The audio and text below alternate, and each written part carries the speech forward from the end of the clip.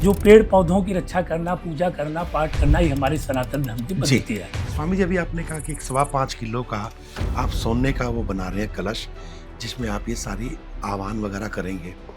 सोने से स्वामी जी मैंने देखा कि आपने बहुत मात्रा में सोना पहना। भारत में जो साधु होता है वो पकड़ बाबा होता है, पर महाराज जी यज्ञ में तो फिर लकड़ी इस्तेमाल होगी और लकड़ी पेड़ से आएगी। 2 वृक्ष लगाओ, ठीक, एक ऑक्सीजन के लिए लगाओ जी, एक अंतिम संस्कार के लिए लगाओ जी।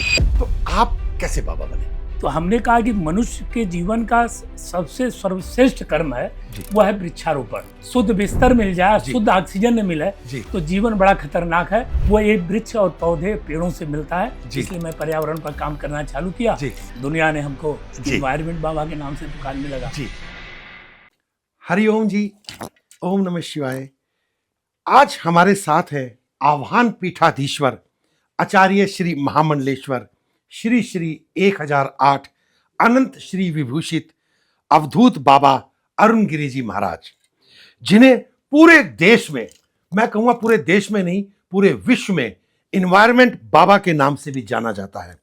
पर्यावरण संरक्षण, अध्यात्म और समाज सुधार में उनका योगदान अनुकरणीय है। आप अपनी बात को बड़ी बेबाकी से करते हैं। भारत को विश्व गुरु बनाने हेतु इन्होंने जो योजना तैयार की, उसका मूल रूप आप 2026 में देखने को मिलेगा कि इस धरातल पर कि कोई शख्सियत, कोई व्यक्तित्व भारत को विश्व गुरु बनाने के लिए जो योजना लेकर अवतरण हुए, उनको पूरा विश्व जाने, पूरा समाज जाने। आज हम उनसे विशेष चर्चा में, विशेष बातचीत में हम उनसे कुछ खट्टी और कुछ मीठी बातचीत करेंगे और पर्यावरण संरक्षण को लेकर उन्होंने क्या योगदान इस भारत को दिया और पूरे विश्व को लेकर उनकी क्या योजनाएं हैं। पूज्य स्वामी जी, मैं आपको हृदय से आभार, नमन और प्रणाम करता हूं। आप सभी को, दर्शकों को, आपके चैनल को बहुत बहुत साधुवाद, बहुत बहुत धन्यवाद। स्वामी जी, एक प्रश्न, इन्वायरमेंट बाबा, सभी लोग आपको इन्वायरमेंट बाबा के नाम से जानते हैं, तो ये नाम कैसे पड़ा, क्यों पड़ा, या किसी ने दिया या आपने रखा? इसका रहस्य क्या है? इसका रहस्य तो प्रभु गुरु की कृपा हुई जी।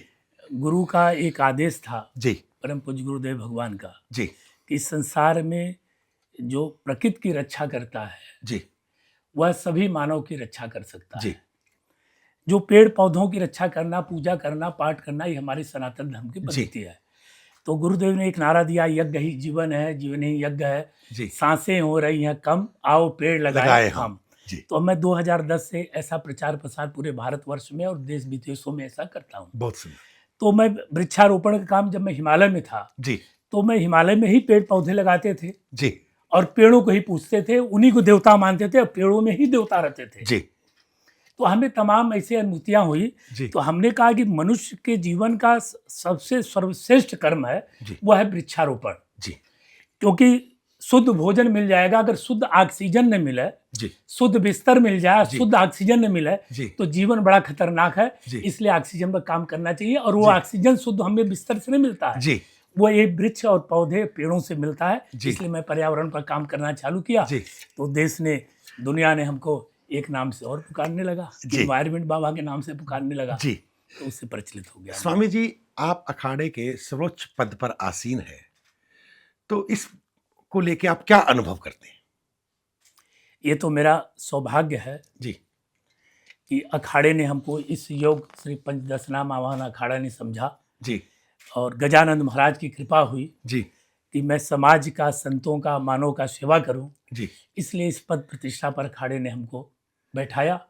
और मैं यही चाहूँगा अपने जीवन में कि मेरे से मानवता का प्रचार प्रसार हो और किसी जात धर्म के प्रति ऐसा कोई शब्द मुझसे न निकले जिसे मानव को कष्ट हो।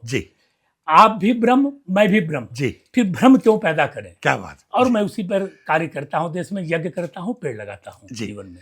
स्वामी जी, सभी लोग जानना चाहते हैं, उन्होंने देखा कि बाबा है ना, किसी को कुछ ना आए तो बाबा बन जाए, स्वामी बन जाए, आजकल इस तरह की बड़ी मीम्स भी चलती हैं, तो आप कैसे बाबा बने? नहीं, मैं तो, मेरे गुरुदेव की कृपा रही, अवधूत तारा शंकर जी की तो मैं तो 1 महीने का ही संत हूँ। 1 महीने के? हाँ, तो अब गुरु की ऐसी कृपा रही कि हमारे महाराज जी मतलब 1 महीने के जब आप हुए, हाँ, तो हम गुरु के शरण में ही गोद में आ गए थे, तो हम उन्हीं के पालन पोषण में, देखभाल में, उन्हीं के पास शिक्षा दीक्षा, मेरे संस्कार सब उन्हीं के चरणों में सब हुए। तो 1 महीने से मैं संत हिमालय में रहा।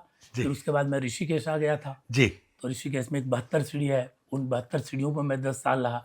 एक शमशान है चंद्रेश्वर महादेव का, वहाँ मैंने कई वर्षों वहाँ भी बिताया। जी।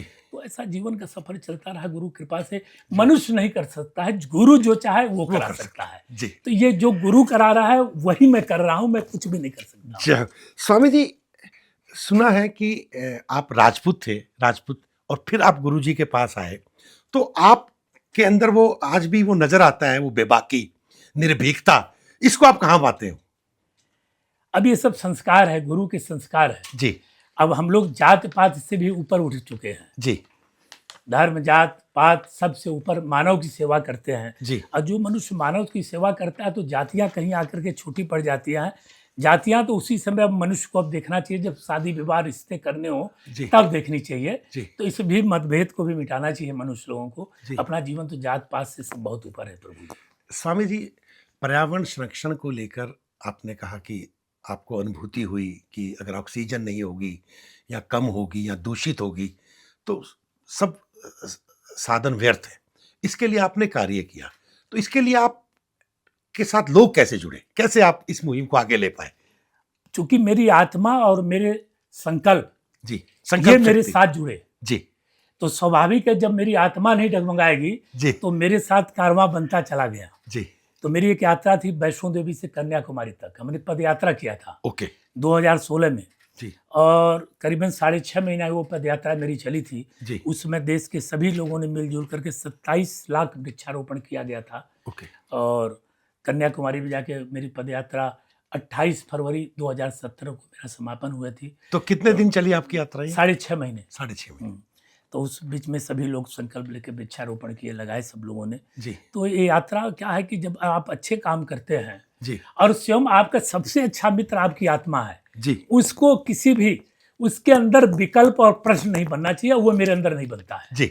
मेरे अंदर जो होता है मैं संकल्प लेता हूँ राष्ट्र के हित के लिए, समाज के हित के लिए, मानवता के हित के लिए मैं वो कार्य करता हूँ जी। ना करके पछताने से अच्छा कि करके पछताओ, ये ऐसा मैं अपना अनुभव करता हूँ।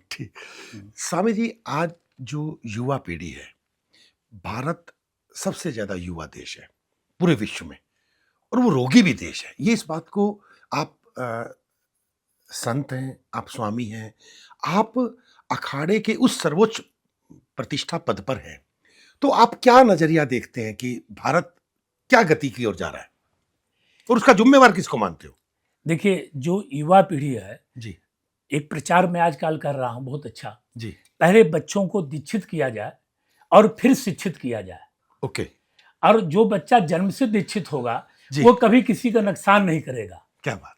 और मुझे किसी भी देश में मैं चला जाता हूं तो मैं उस राष्ट्र की भी रक्षा करता हूं, उस राष्ट्र के नियमों का पालन करता हूं क्योंकि मैं जन्म से दीक्षित हूं और मैं उनकी सभ्यता परंपरा को तोड़ने का काम नहीं करता हूं। तो ये हमारे देश में पहले बच्चों को दीक्षित किया जाए फिर शिक्षित किया जाए। जो युवा वर्ग है यही भारत का भविष्य है, यही भारत को विश्व गुरु बनाएगा जी। तो इसको भटकाया नहीं जाए जी। और न इनको कोई ऐसा शब्द बोला जाए जिससे बौखलाए, बौखलाने का काम नहीं हो। इनको सतमार्ग पर ले आया जाए, इनकी ऊर्जा को लेकर के भारत को विकास में लगाया जाए, सभी जात संप्रदाय को जोड़ करके कि भारत की कैसे उन्नति हो जी। आपको क्या लगता है वो युवा पीढ़ी जो भ्रमित है या लक्ष्य विहीन है, उसमें किसको जिम्मेवार मानोगे आप महाराज? खुद उसके गार्जियन को, उनके माता पिता को। माता पिता को। तो उसको संस्कारित करें, उसको संस्कार दें कि अगर इस राष्ट्र में अब क्या है कि अपनी चीज के लोग इतनी सुरक्षा करते हैं और सरकार की भी कोई चीज है उसकी सुरक्षा नहीं करते हैं, कहते हैं तो सरकार की है जी। तो जो सरकार की संपत्ति है वो हमारे ही संपत्तियों से बनी है सरकारी संपत्ति, तो वो भी हमारी संपत्ति हुई तो सबको काम करती है। पर माता पिता तो महाराज जी आजकल सिर्फ एक ही चीज पे है कि बच्चा नंबर ज्यादा लेके आए, कैरियर बनाए, EMI को पार करे, वो अनजाने में उसको वो शिक्षा दी जा रही है। तो वो इसलिए तो परेशान है ना माता पिता। तमाम लोगों के आते हैं ना, कहते हैं बच्चा 100% हो गया और संस्कार गुरुदेव उसको कुछ नहीं है जी। संस्कार 100% हो शिक्षा चाहे भले हो आपके नंबर 80% आवे, संस्कार 100% होना चाहिए। और जो 100% का जो संस्कार है वो हजारों गुना जी शिक्षित व्यक्ति पर वो भारी पड़ेगा।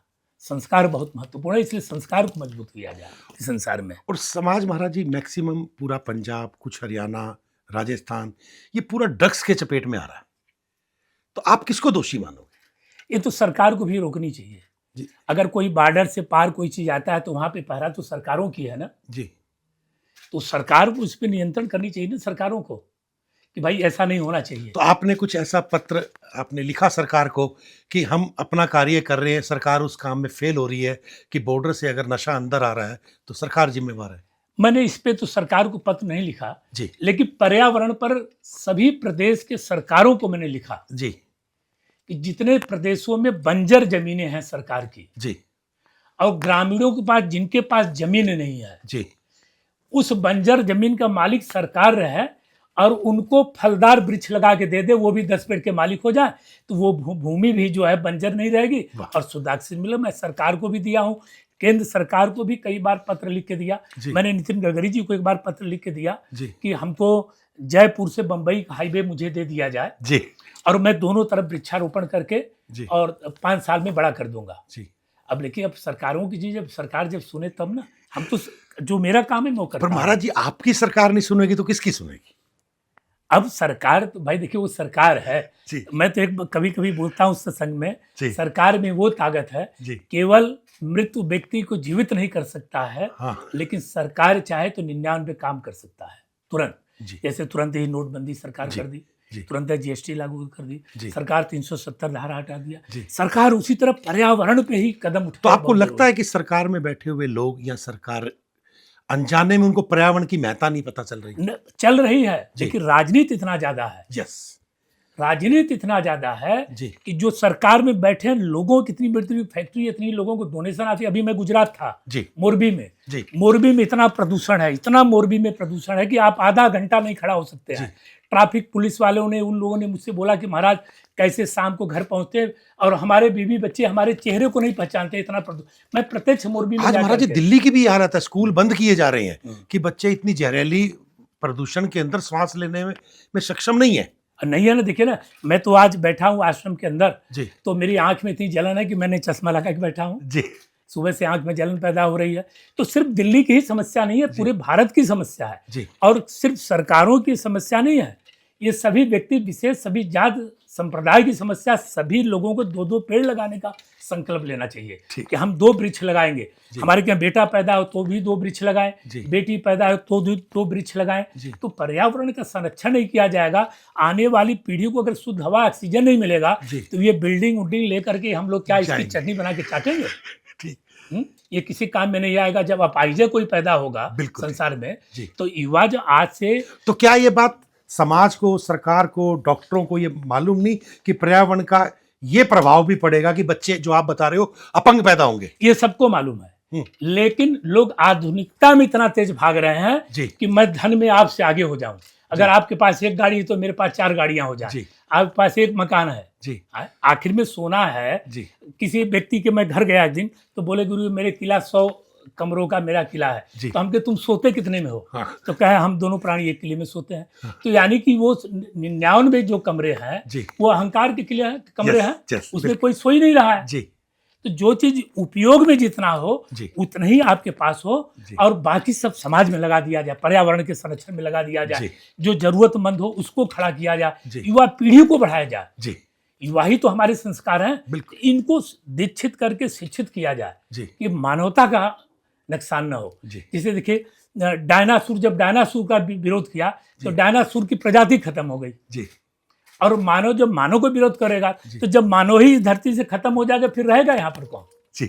पूज्य स्वामी जी, आपने कहा कि माता पिता का कर्तव्य है बच्चों को सन्मार्ग पे लेके जाना, सरकार की जिम्मेवारी है कि बॉर्डर की सुरक्षा करना। अगर व्यक्ति अपनी जवाबदेही तैयार नहीं कर पा रहा या अपने मौलिक मूल्यों का अनजाने में वो हनन कर रहा है, इसीलिए तो ये जिम्मेवारी सब संतों को मिली कि वो उनको राह दिखाएं, तो कहाँ चूक हो रही है? नहीं, अब संतों के शरण में तो मनुष्य पहले बाल अवस्था में तो गुरुकुल की व्यवस्था हुआ करती थी तो लोग जब बच्चे बड़े हुआ करते थे गुरुकुल में उनकी एडमिशन हो जाता था, गुरुओं के चरण में शिक्षा दीक्षा की प्राप्ति वो करते थे जी। अब तो गुरुओं के शरण में तो आदमी तब जा रहा है जब परेशानी हो रही है, तब जब 17 साल 18 साल 20 साल का है। जैसे आप मंदिरों में देखिए, मैं मंदिरों में जाके एक बार किसी लोगों से कहा कि चलो तुम्हें दिखाता हूँ। हाँ। तो हमने कहा यहाँ क्यों? कहे हनुमान जी मेरे काम सिद्ध कर देंगे। हम क्या, अगर परसेंट नहीं हुआ तो कहे मैं गणेश भगवान जी के पास चला जाऊंगा। जी। भगवान तो एक ही है ना, वो तो बदल लेते हैं मतलब। हाँ, तो यानी भगवान के पास आप अपनी इच्छा लेके मत जाइए। भगवान के पास आपके संस्कार जाने चाहिए, आपकी संस्कृति जानी चाहिए, आपकी सभ्यता, आपकी परंपरा, आपके कुल खानदान की जानी चाहिए। तो इसलिए माता पिता का नैतिक कर्तव्य है कि बच्चों को जब जन्म हो तो प्रथम गुरु माता बने। प्रथम गुरु माता उसके कान में और मंत्र फूंक दे कि आप सनातन धर्मी हैं, आप हिंदू हैं, आप मानवता की रक्षा करेंगे, पर्यावरण की रक्षा करेंगे, गंगा जी की रक्षा करें, नदी की, कोई जीव जंतु का अनहित न हो आपसे, ये माता का नैतिक कर्तव्य है। ऐसा उसके संस्कार को पाल पोस को बड़ा किया जाए। जी स्वामी जी, अभी आपने कहा जीव जंतु की रक्षा करेंगे, हमारे को सब ये जानकारियां थी, सब लोगों को जानकारियां थी, इसीलिए वो किसान जब अपनी फसल काटता था तो उसका 5%, 2%, 1% वो हिस्सा खेतों में ही छोड़ देता था। परंतु आज अनजाने में किसान उसको जलाने लग गया, पराली जलाने लग गया।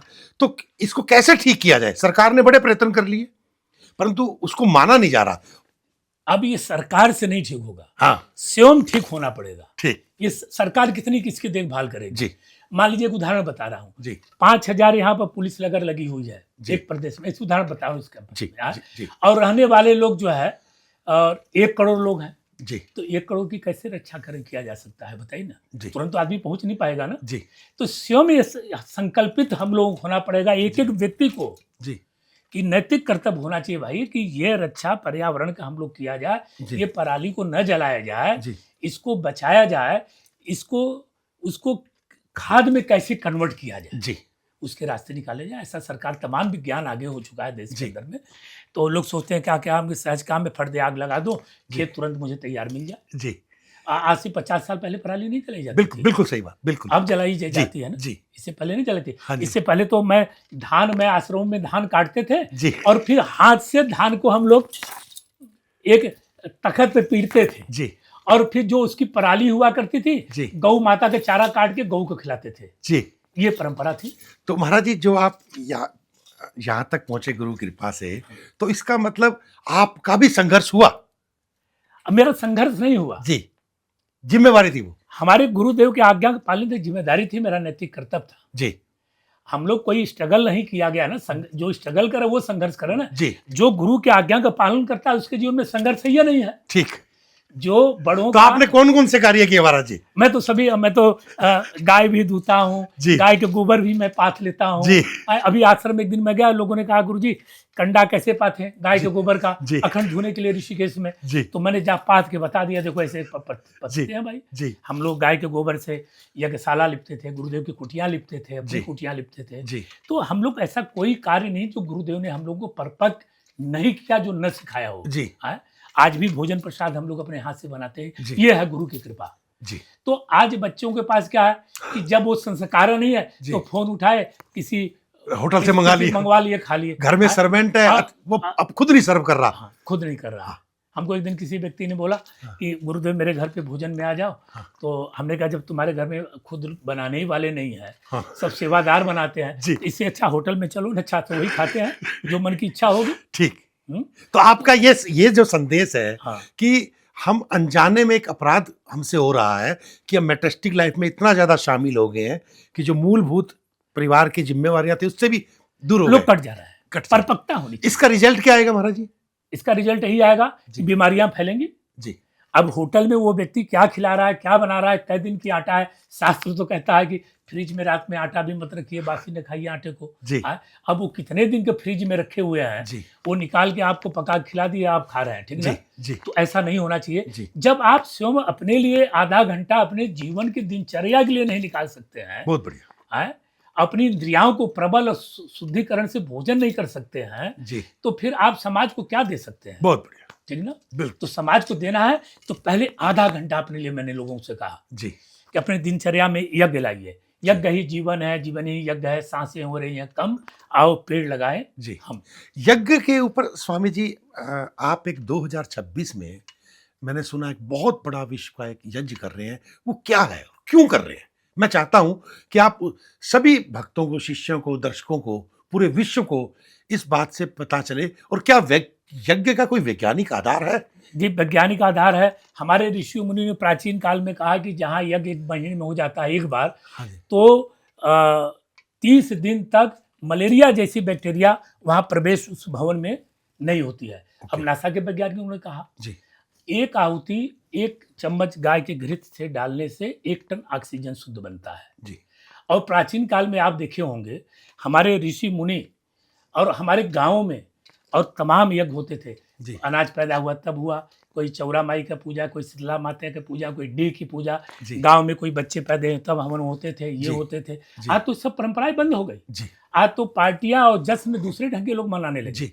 जी। लोगों के घरों में पहले हवन कुंड मिलते थे, अगरबत्ती के स्टैंड मिलते थे। आज मैं किसी के घर गया तो हमने कहा अगरबत्ती के स्टैंड है क्या? कहा नहीं, तो 5 स्टैंड निकला सिगरेट का। हमने कहा ये कहाँ से आए? ठीक है, ये है उनके संस्कार जी। और मैं तुरंत उठा चल दिया। हमने कहा मुझे यहाँ नहीं रहना तुम्हारे घर में, तुम रहो अपने आप को कितना बड़े आदमी जी, ठीक ना। तो इसलिए संस्कार होना बहुत जरूरी है। स्वामी जी, वो त्रुटि कहाँ रह गई कि इतना सब कुछ होता था हमारे यहाँ और अचानक ये सब बदलाव हो गया? इसके पीछे नींव में जाए तो कहाँ आप दोष पाते हो? माता पिता का। माता पिता, हाँ। आज से हमारे पूर्वज तो ऐसे नहीं थे ना। हमारे गुरुजन हम लोगों को जो शिक्षा दीक्षा दी, आज मैं पूरे देश में वही प्रचार करता हूँ, दुनिया में वही प्रचार करता हूँ ना। तो माता पिता इतनी आधुनिकता में फंस गए कि उनको अपने बच्चों के लिए ही समय नहीं है। तो जब उनको बच्चों के लिए नहीं समय है, आप अब जा रहे हैं नौकरी करने के लिए, परिवार में रहते थे, संगठित रहते थे जी। तो दादा होते थे, दादी होती थी, बुआ होती होते। अब कहते हैं कि आज शहर में मैं हूँ, माता है, पिता है, मेरा पुत्र है, तो वो भी किसी को दे दिए कि हमारे बच्चे को तुम ध्यान देना, शाम को मैं लौट रहा हूँ। बिल्कुल। तो अब जो प्राणी पाल रहा है वो कैसा उसको शिक्षा दीक्षा दे रहा है, तो ये कमी उन लोगों का है ना, माता पिता की कमी है ना। उन कमियों को दूर करें। जो बालक जन्म लिया है, बालिका जन्म लिया है, उसको शिक्षा दीक्षा, उसको समय दीजिए, उसको दीक्षित करिए जी। और फिर शिक्षित करिए, फिर देखिए कितना सुंदर भारत होगा। ये इतना सुंदर भारत है, यहाँ तो जीवों की पूजा होती है, यहाँ पेड़ों की पूजा होती है। मानो तो साक्षात देवी देवता के रूप में स्त्री पुरुष यहाँ पे हैं जी। हैं? तो जब संस्कार होगा तभी तो आनंद होगा ना जी। स्वामी जी, यज्ञ के ऊपर आपने कहा कि पूरा वैज्ञानिक आधार है, सभी लोग यज्ञ को करते थे। आप जो 2026 में यज्ञ करने वाले हैं, वो क्या योजना और क्यों करने वाले हैं? वो ये योजना है, उसमें कौन कौन शामिल हो रहा है? मैं 195 देशों को, ओके, 195 कंट्रीज। वो हमारी एक पुस्तक है जी, वो हमारी पुस्तक है जी स्वामी जी। और मैं 195 देशों के लिए यज्ञ करने जा रहा हूँ। 195 देशों के लिए? हाँ। और कहाँ पर? ये संकल्प मेरा गुजरात में है, भारत में। बाकी मैं भारत के प्रधानमंत्री को लिख के भेजा हूं कि मुझको समय दिया जाए जी। और हमें 2000 एकड़ जगह दिया जाए जी।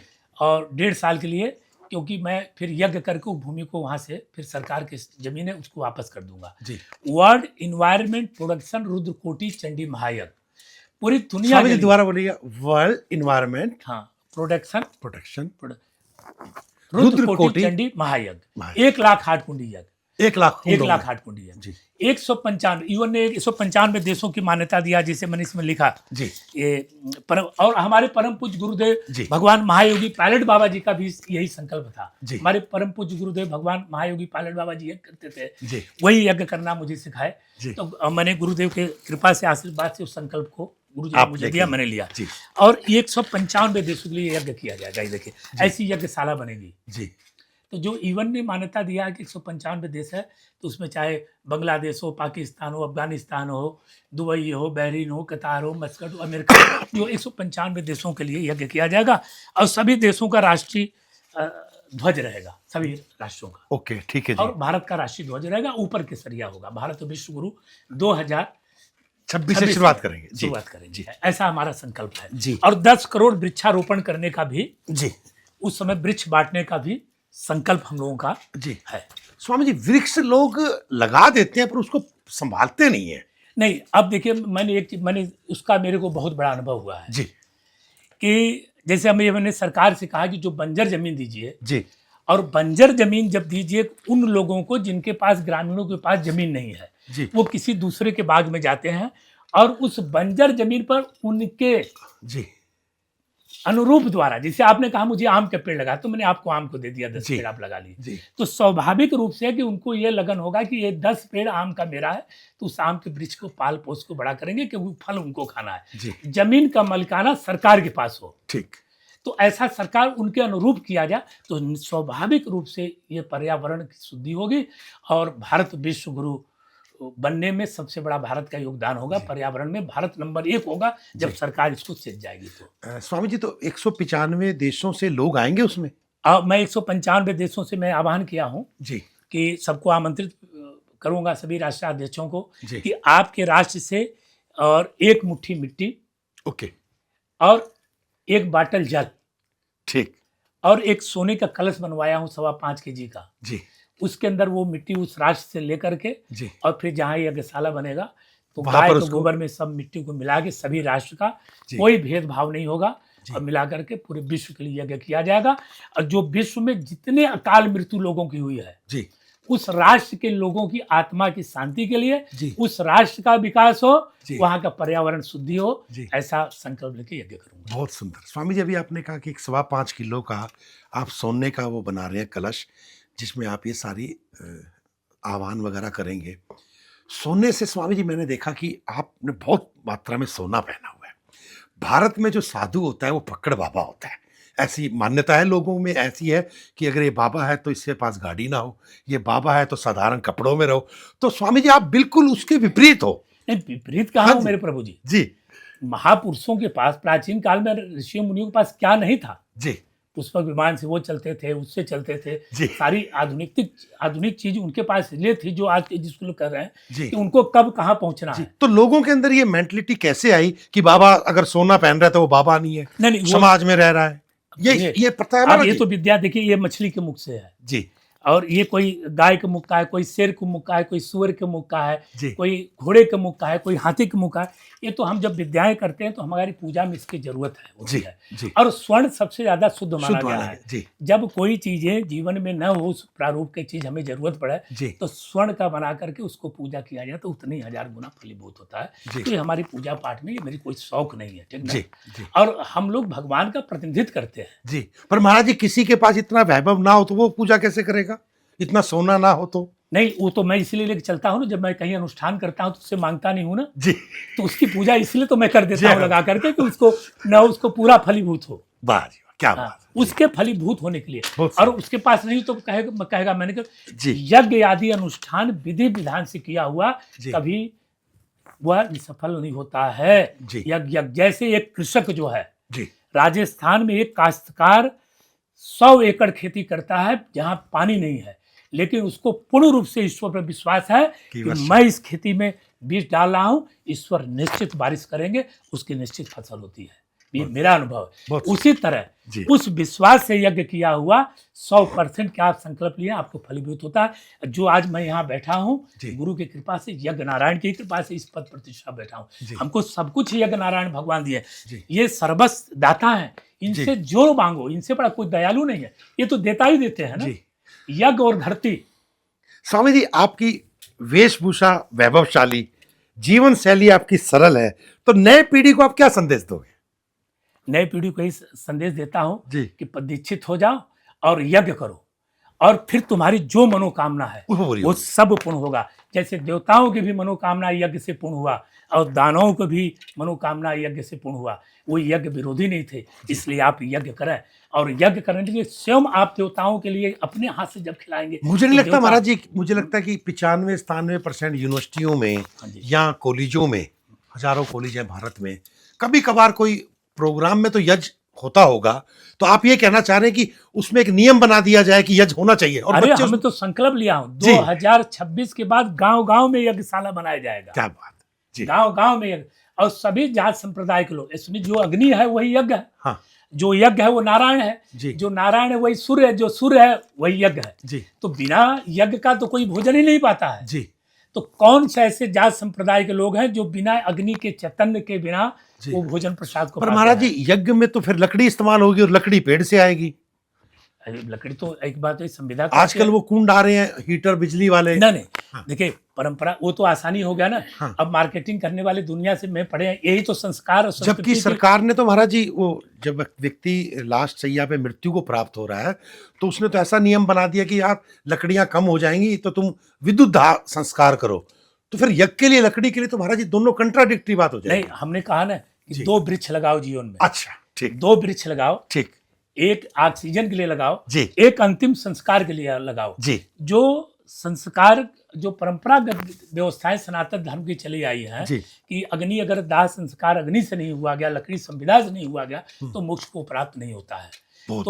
तो उसको करने के लिए वो नियमों को नहीं तोड़ना है। हम लोग परंपरागत गद्दी पे है, जो नियम नियमावली है उसमें किसी को हम मतभेद प्रवेश करने का ताकत प्रवेश होने का नहीं देते हैं कि आप ऐसा करिए, हमारे सनातन संस्कृति जी है ना। स्वामी जी, युवाओं को हम पर्यावरण से कैसे जोड़ सकते हैं? आज सोशल मीडिया का युग है। युवाओं को जब उनके जन्मदिन हो, माता पिता के जन्मदिन हो, उनके माता पिता के शादी के सालगिरह हो जी, अपने दादा दादी के जो पितृ हो चुके हैं उनके पितर पक्ष में जो मनाते हैं तो उनके नाम से वृक्ष लगाया जाए। मतलब मेन बात है वृक्ष लगाए, वृक्ष लगाए और उसको पाले और पाले। अब भगवान जब स्वयं कहे हैं जी कि वृक्षों में मैं पीपल हूँ जी, तो स्वयं पीपल का पेड़ लगाया जाए। और मैं तो खुद मेरे जीवन का अनुभव बता रहा हूँ। एक पीपल का वृक्ष लगा लीजिए, उसको पाल पोस के बड़ा करिए, कभी आप निर्धन नहीं होंगे, कभी निर्धन नहीं होंगे। ये मेरा अनुभव है, मैं करता हूँ। अगर मुझे दुनिया देख रही है आपके माध्यम से, आपके चैनल के माध्यम से महाराज जी, तो मैं अपने आज अनुभव को शेयर करता हूँ। मैं यज्ञ करके, गुरु की आज्ञा का पालन करके, मैं योग्य नहीं हूं तो गुरु में वो ताकत है और नारायण में, यज्ञ नारायण में आपको योग्य बना देंगे, आप उस स्थान पर आपको बैठा दें। ये गुरु की क्षमता है जी। तो स्वामी जी, अभी हमारी एक बातचीत में एक पहला अंश था कि वो व्यक्ति डिमांड करने के लिए हनुमान जी के पास जा रहा है, वहां से पूरा नहीं हुआ तो गणेश जी के पास जा रहा है, वहां से पूरा नहीं हुआ तो फिर किसी देवता के पास जा रहा है। आपने कहा वो सभी एक हैं, वो जा क्यों रहा है डिमांड करने के लिए? ये किसकी कमी है? वो संस्कार, उसके आत्मबल की कमी है। मतलब इस बात का, आदमी के आत्मबल की कमजोर है जी, वो दुर्बल। परमात्मा तो एक ही है ना। हाँ, जब सूर्य एक है, धरती एक है, जल एक है, हवा एक है, सब संसार को मिल रही है जी। तो मैंने एक दिन लिखा हूँ, मैं एक पुस्तक लिख रहा हूँ, संत को सुनो दुष्ट को धुनो, संत को सुनो और दुष्ट को धुनो, ठीक। अघोर बचन अवधूत बाबा अरुण जी। और वो पुस्तक लिखी जाएगी, वो ग्रंथ तब छपेगी जब मैं कैलाश लोक को प्राप्त हो जाऊंगा तब जी। तो मैं उसमें लिखता चला जा रहा हूँ। तो आत्मबल को कमजोर मत करिए जी, और न अपने संकल्प में विकल्प आने दीजिए जी। जब संकल्प ले लीजिए, निश्चित है परमात्मा आपके संकल्प को पूर्ण करता है जी। तो अब जो युवा पीढ़ी है ना जी, जब आप यज्ञ करेंगे स्वाहा स्वाहा स्वाहा जी, तो यज्ञ करने से लोग बोलते हैं ना ये शरीर मिट्टी की है जी, और मिट्टी अगर पका दी जाए तो जी, तो 100 मंजिल, वही ईंट भट्ठे में जब अग्नि में पक जाती है तो एक बिल्डर 100 मंजिल भी खड़ा कर देता है उसके ऊपर। और वही ईंट नहीं जब पकती है तो वो ईंट के ऊपर अगर कोई बिल्डिंग लिंटर डाल दिया तो लेके बैठ जाएगी जी। तो जब हम यज्ञ करते हैं तो मेरे आत्मबल और मेरी आत्मा शुद्ध होती है जी। और मेरी इच्छा शक्ति और जो मेरा संकल्प है उसे श्री यज्ञ नारायण भगवान पूर्ण करते हैं जी। तो इसलिए यज्ञ करो, स्वाहा स्वाहा करो, जो गुरु मंत्र जानते हो उसी मंत्र से स्वाहाकार करो। 20 मिनट दिनचर्या में अपने पूजा पाठ रखिए, सिर्फ 20 मिनट जी। और 23 घंटा 40 मिनट अपने कार्यों को करिए, 20 मिनट दिनचर्या में परमात्मा के लिए डाल लीजिए तो 24 घंटा परमात्मा आपके साथ रहेंगे, आपकी मनोकामना पूर्ण करेंगे। मेरा अनुभव है जी। आप बिल्कुल सही कह रहे हैं स्वामी जी, पर इसमें मेरा एक छोटा सा प्रश्न है। लगभग 63% आबादी को भारत सरकार भोजन मुहैया कराती है, मतलब गरीबी रेखा से नीचे हैं, उनके पास अनाज की भी व्यवस्था नहीं है। वो यज्ञ कैसे करेंगे? उसमें तो घी लगेगा, उसमें तो सामग्री लगेगी। वो जल से करें, जैसे मैं खुद बताऊं। हाँ, मैं रोज यज्ञ करता हूँ जी, मैं डेली यज्ञ करता हूँ जी। तो कुछ नहीं, स्नान करने के बाद जब मैं भगवान के यहाँ पूजा पाठ करता हूँ जी, तो अब मन मुर चंगा कठौती में गंगा जी, तो मैं 11 आहुतियां अपने गुरु मंत्र से यहाँ सुहा सुहा हाथ पे ही करता हूँ जल से, और फिर उस जल को ग्रहण करता हूँ, कहता हूँ प्रभु ये आपका कुंड है, ये कुंड का जठरग्नि है जी। तो भगवान स्वीकार कर लेते हैं सब भाव से। मैं ऐसे कर लेता हूँ, नागा होने नहीं देता हूँ जी। तो जल से कल नहीं, भगवान तो भाव के भूखे हैं। महाराज जी, मैं चाहता हूं इस विषय को आप दोबारा एक्सप्लेन करें, क्योंकि ये एक ड्रास्टिक चेंज आएगा इस देश में, प्लीज। कि कैसे? जब आपको व्यवस्थाएं नहीं है, आप सिर्फ फ्लैटों में रह रहे हैं जी। और यज्ञ सामग्री नहीं है जी। तो अपने परमात्मा, अपने इष्ट का, जो भी आपके देवी देवता इष्ट है जी, उन्हीं के नाम से 11 आहुतियां स्वाहाकार करिए, उसी मंत्र से जी, जी। हाथ में जल से जी, स्वाहा स्वाहा। अब चूंकि हम वो मंत्र नहीं बोल सकता हूँ बिल्कुल, गुरुओं का, तो स्वाहा कर करके, और उस समय उस भाव में कि प्रभु ये अग्नि कुंड है, ये नारायण ये आपका कुंड है, ये मुख है और मैं इसे ग्रहण करा रहा हूँ जी। मैं रुच करता हूँ, मैं नागा नहीं होने देता हूँ जी। स्वामी जी, बढ़ते प्रदूषण के बीच में और जलवायु परिवर्तन इस समय हो रहा है, पूरी पृथ्वी अलर्ट है ग्लोबल वार्मिंग को लेके, इसमें साधना और ध्यान की क्या महत्ता रह जाएगी? प्रदूषण इतना होगा, व्यक्ति लंबे सांस नहीं ले पाएगा, इसको कैसे वो सैनिटाइज कर ले पा रहे? देखिए, मैंने एक चीज बोलता हूँ आजकल, आज आपसे बोल रहा हूँ जी, शिष्यों को संबोधन करता हूँ, लेकिन आज आपके साथ लाइव में मैं संबोधन कर दिया जी, चैनल पर जी। और आप खूब अच्छे संत हैं जी। तो हमने कहा अगर 2035 तक 35 तक जी, अगर पर्यावरण को नहीं बचाया गया जी, तो या तो प्रकृति की प्रवृत्ति मनुष्य को पूरी दुनिया को खा जाएगी, या मनुष्य की प्रवृत्ति खा जाएगी, कोई बचा नहीं सकता है। और इसका दोषी सिर्फ हम ही सब होंगे, पूरे विश्व का मानव दोषी होगा। इसलिए इस पे ध्यान दिया जाए कि मनुष्य की भी प्रवृत्ति को ठीक किया जाए, और प्रकृति की जो प्रवृत्ति चेंज हो रही है, क्लाइमेट जी, उसको मनुष्य ठीक कर सकता है। देखिए, हम रात को जितनी रात है उतनी रात तो हो सकती है। तो इसमें महाराज साधु संतों की क्या भूमिका होनी चाहिए? साधु संत सभी काम कर रहे हैं ना जी। साधु, भारत के सभी संत महापुरुष यज्ञ कर रहे हैं, पेड़ लगा रहे हैं, स्वच्छ भारत अभियान में जुड़े हुए हैं, गंगा की सफाई कर रहे हैं, नदियों की सफाई कर रहे हैं, लेकिन सरकार भी साथ दे ना। तमाम हम देखते हैं कि मैंने बताया ना कि अभी मैं पूर्वी में था, गुजरात में था, सूरत में था, इतना पर्यावरण दूषित है, इतना पर्यावरण, सरकार वहाँ क्यों नहीं ध्यान देती है? सिर्फ सरकार कहीं एक स्थान पर टारगेट न करे, पूरे भारतवर्ष पे टारगेट होना चाहिए कि पूरे भारत का पर्यावरण कैसे शुद्ध हो। अगर कोई व्यक्ति, एक व्यक्ति कोई सुखी है और तो इसका मतलब थोड़ा पूरा गांव सुखी है, तो पूरा गांव सुखी होना चाहिए, पूरा देश सुखी होना चाहिए, पूरा प्रदेश सुखी होना चाहिए, और सभी जीवात्माओं का कल्याण होना चाहिए। ऐसा भगवान से हम रोज प्रार्थना करते हैं। हमारे बॉर्डर पर जो फौजी लोग हैं, हमारे आइडियल, हमारे असली हीरो तो वो है जिनकी वो रक्षा दिन रात करते हैं, चाहे जाड़ा पड़े चाहे गर्मी पड़े। हम लोगों को ठंड लगती है तो 2 रजाइयाँ ओढ़ लेते हैं, वो ठंड में जो सरकार उनको वस्त्र दिया है वो बॉर्डर पर कर रहे हैं। तो मैं उनके लिए भी, फौजियों के लिए रोज प्रार्थना भगवान से करता हूँ कि प्रभु आज उनकी देन है कि आज हम लोग यहाँ आपके साथ बैठ के इंटरव्यू कर रहे हैं। और आज मनुष्य के प्रवृत्ति जैसा आज का देश का माहौल है, अगर वो ऐसा हो जाए तो क्या देश की स्थिति हो जाए। बिल्कुल, कोई भी देश के अंदर घुस जाए, कुछ भी कर ले। स्वामी जी, जल संकट सभी लोग जान रहे हैं कि पहले पानी बाहर मिलता था, फिर वो बोतल के अंदर आया, और कहते हैं चेन्नई में तो 60 किलोमीटर दूर से पानी आ रहा है। सरकार भी, जनता भी, सभी लोग इस बात को समझ रहे हैं। साधु संतों की जल को बचाने के लिए, संभालने के लिए, क्योंकि तीसरा विश्व युद्ध अगर होगा तो उसका मुख्य कारण कहीं ना कहीं पानी भी होगा, जल स्रोत होगा। तो आप क्या समझते हैं कि हम सबको किस तरह से इसमें कार्य करना चाहिए? इसमें तो सभी, मैंने कहा ना, पूरे विश्व को काम करना चाहिए साथ मिलकर के। वृक्षारोपण किया जाए और पानी को बचाने का कार्य किया जाए। विज्ञान बहुत आगे हो चुका है तो विज्ञान का भी सहारा लिया जाए। अध्यात्म और विज्ञान एक दूसरे के पूरक है। अध्यात्म से विज्ञान होगा, विज्ञान से अध्यात्म नहीं है।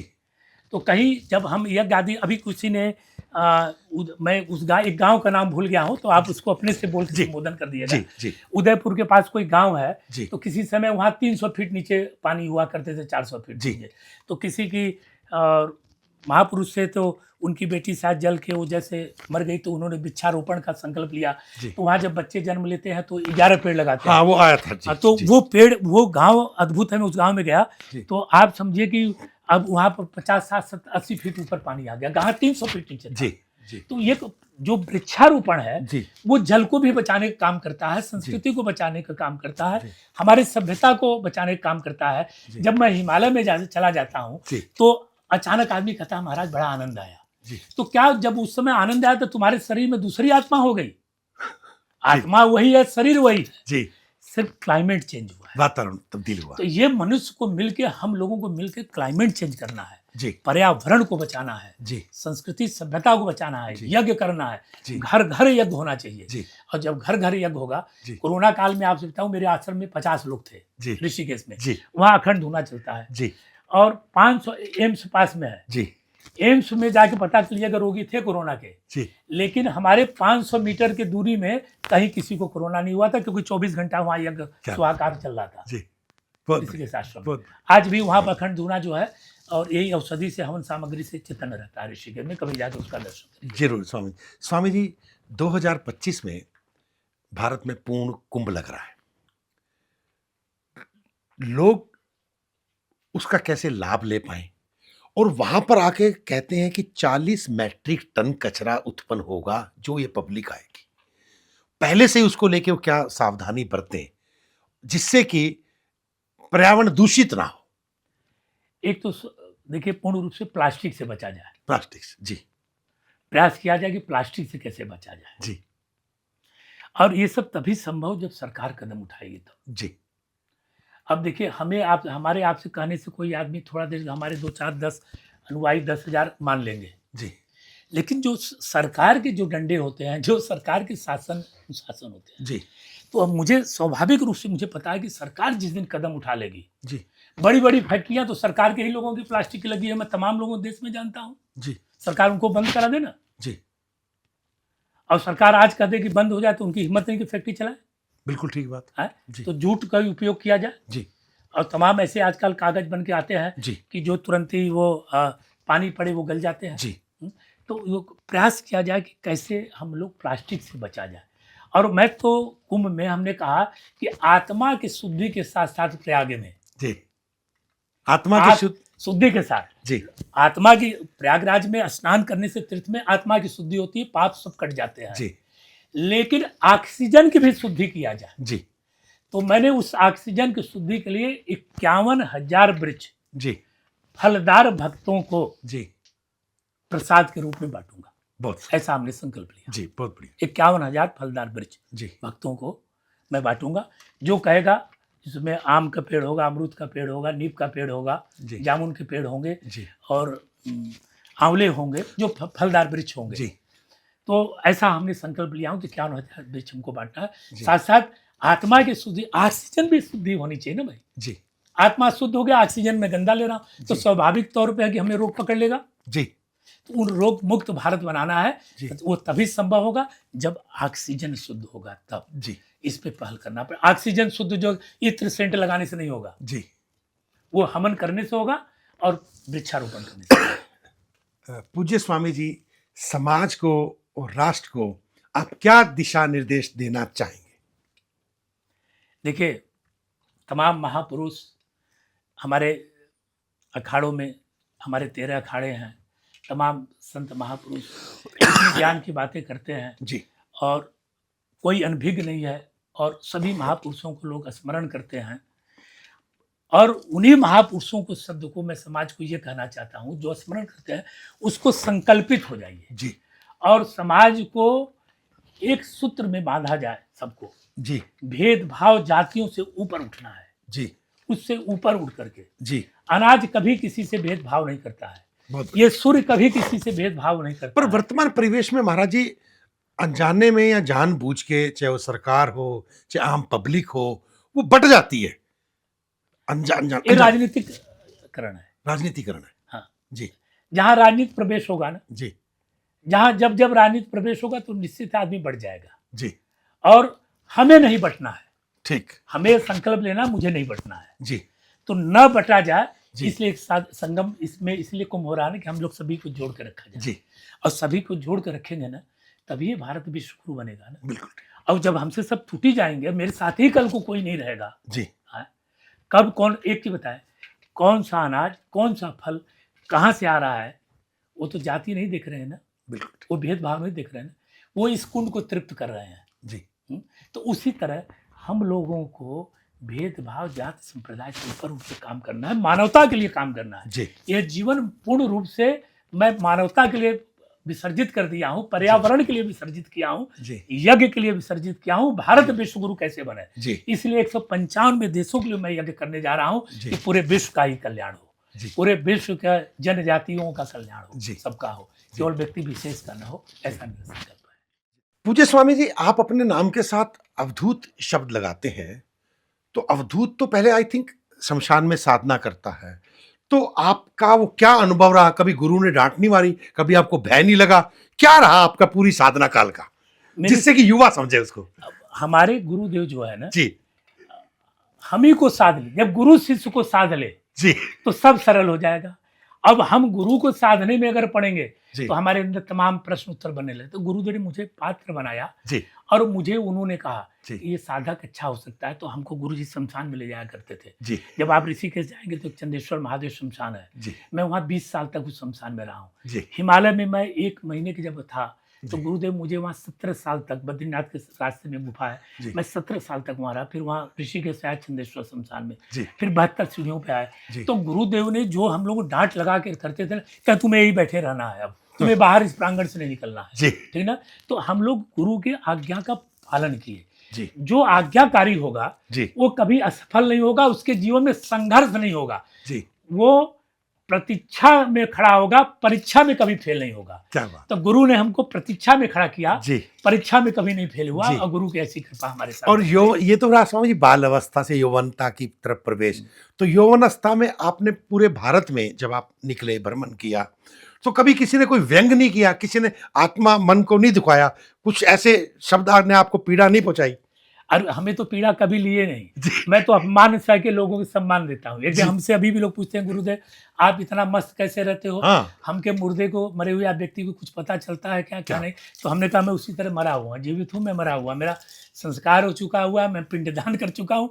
इसलिए मुझे कोई कितनों सम्मान दे और कितनों अपमान कर दे, मुझे इसलिए नहीं फर्क पड़ता है कि मेरा गुरु मेरा इतना सम्मान किया और इतना गाली दिया, मुझे दूसरा का कोई असर नहीं पड़ता। जो इतना मुझे कोई सम्मान कर नहीं सकता है, न गुरु इतना कोई गाली दे सकता है। तो गुरु जी ने गालियां बकी स्वामी जी आपको? तभी तो हम लोग परिपक्व हो गए जी। तो अब इसलिए कि आम व्यक्ति का मुझे कोई फर्क ही नहीं पड़ता, तुम कुछ भी बोलो, वो तुम्हारी सोच है जी। लेकिन हमारी सोच अच्छी है। अगर हम ब्लैक चश्मा लगाए हैं तो मुझे ब्लैक दिखाई पड़ेगा, मैं सफ़ेद लगाया हूं तो मुझे सफ़ेद दिखाई पड़ेगा।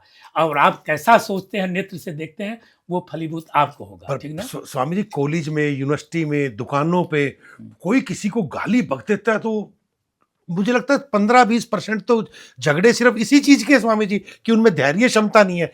उसका कारण क्या है ना, हाँ, कि आजकल मनुष्य अपवाद में ज्यादा फंस गया है, अपवाद की बातों में जी।